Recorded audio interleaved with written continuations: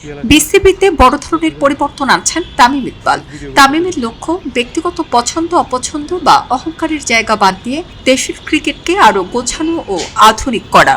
তামিম মনে করেন বোর্ডে প্রয়োজনের তুলনায় জনবল বেশি, তাই খরচ কমাতে কিছু কঠিন সিদ্ধান্ত নিতে হতে পারে। দীর্ঘদিন ধরে কাজ করা কিছু কর্মীকেও প্রয়োজনে গোল্ডেন হ্যান্ডশেক দিয়ে বিদায় করার পরিকল্পনা চলছে।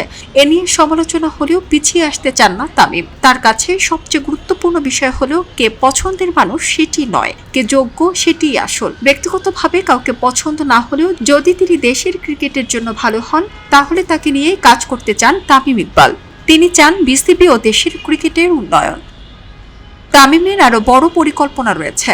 আগামী ৩-৪ বছরের মধ্যে দেশে অন্তত ৩-৪টি আধুনিক ক্রিকেট ফ্যাসিলিটি গড়ে তুলতে চান তিনি, যেখানে ক্রিকেটাররা আগ্রহ নিয়ে অনুশীলন করতে পারবেন, নিজেদের দুর্বলতা কাটিয়ে উঠতে পারবেন এবং একজন সাধারণ মনের খেলোয়াড়ও ভালো প্রশিক্ষণ পেয়ে আরো ভালো ক্রিকেটারে পরিণত হওয়ার সুযোগ পাবেন। তামিমের লক্ষ্য দেশে আরো ভালো মানের ক্রিকেটার গড়ে তোলা। বিসিবির উন্নয়নের লক্ষ্যে যেকোনো কঠিন পদক্ষেপ নিতেও প্রস্তুত তামিম ইকবাল। সব মিলিয়ে তামিমের ভাবনাটা সহজ, বিসিবিতে ব্যক্তি নয় প্রতিষ্ঠান বড়।